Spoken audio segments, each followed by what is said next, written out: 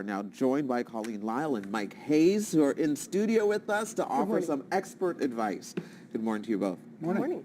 So we're going to talk home inspections and walkthroughs, and I feel like some people don't necessarily know the difference between the two, or they mix the two up. Yep.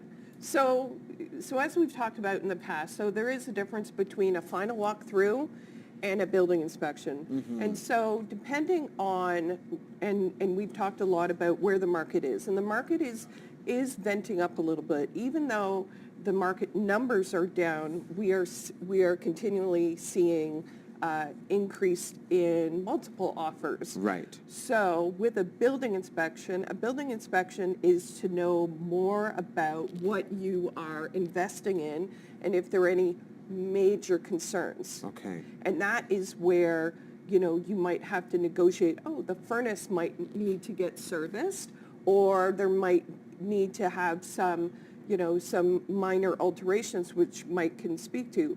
A walkthrough is very much about, usually it's about a couple of days before you actually close on the property, and the final walkthrough is not a time to renegotiate, right? You know what you are getting into. If you have a window that the seal has broken, right, then you knew it before you walked into it.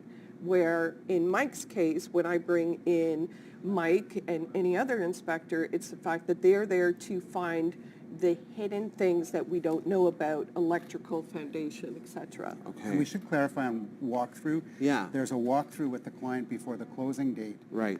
But there are some buyers that will hire someone to do a walkthrough as opposed to a full inspection.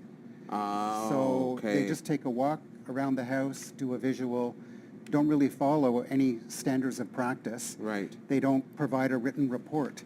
So people that are providing that service, you can't get insurance. If you've missed something, you haven't informed the buyer of something, your insurance is void without a contract and a written report, and you have to follow the standards of practice, which includes all 8 systems of the home. So you can't just take a look at the kitchen and the basement and say it looks good and off you go. Right. Right. And it's important that with all my agents, the way that we write our offers is the fact that we need to have building inspectors who have experience, right? Who have, it's not mom and dad, right, that are just like listening to the walls. They like to come. They like to join in and have a say and input, especially if they're contributing. Yeah. And so what should we be looking for? Because, you go to someone's webpage and it'll say you can hire us to do this walkthrough that they might think is a building inspection. Is there a specific designation that should be attached to that, Mike?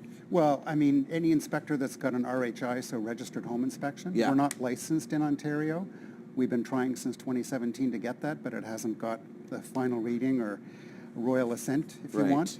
But it's part of the Consumer's Bill of Rights to have inspections by a registered home inspector. So I'm part of CAPI, Canadian Association of Home and Property Inspectors. We have our RHI designation. We have to follow national standards. We have to have errors and omissions insurance. So those are the things that you want to look for if you're going to have somebody come and provide you with, the information about what the house may need or what it doesn't need. And when I'm doing a home inspection, the buyer clients come with me. They learn about the house. Right. How do things work? How do you turn this on, off? What do you have to do seasonally to maintain the home? So that's a real add-on for people. A lot of first-time buyers, they don't have a clue on how to manage some of the systems in the house. So a walkthrough doesn't provide you with that, and you really don't have any recourse if something on a walkthrough comes up after you've taken possession of the house. Too late. Would it make sense, because I know a lot of people do their inspections on homes, on condos, or even apartment unit condos, inspections recommended as well? So when you think about inspections, first and foremost, going to your point, having a report where if something does come up, and Mike comes to me and said, this came up. Right. I've got, letterhead that can validate and go, Stefan, your home, has some water issues. You might not have known, and that is validated by having someone like Mike join us, right? Going to your point for condos, I think it's really good to have a building inspection, even though the exterior is covered by condo core. is the fact that you get to know. The other thing that building inspectors offer is, again, information on the home, and there is stuff that you might have to improve on later down the road, Right. that kind of thing. And what I love, really good home inspectors actually say, this will only be like $20, right? Like it's Right. not major kind of thing. Or there might be some mice, we need to address that kind Right. of thing, right? So building inspections offer education and information as to the home. And again, it's not there to go, the home is, run away. It's not about that. Because Sometimes you'd like to. So Yeah, you got good- a laundry list of yeah. problems. They're like, oh my gosh, crack in the foundation. Yeah. This seal's loose. and a crack in the foundation actually isn't a big deal. It's not. You can patch it up. Yep. Fill it. Yeah, so Pretty trivial.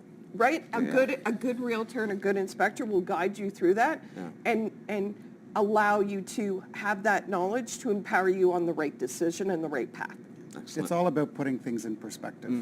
But sometimes if you have a lot of minor deficiencies, it can turn a buyer off because they think that the house hasn't been well maintained. So a lot of times, before they list the house, they'll do a pre-listing inspection, Yep. and it gives the homeowner time to fix some of the things That's that right. would come up in an inspection, so it's going to go more smoothly. Won't be a And it's turn-off not going to turn for somebody potential off buyers. that all these little things are going to add up to a big thing.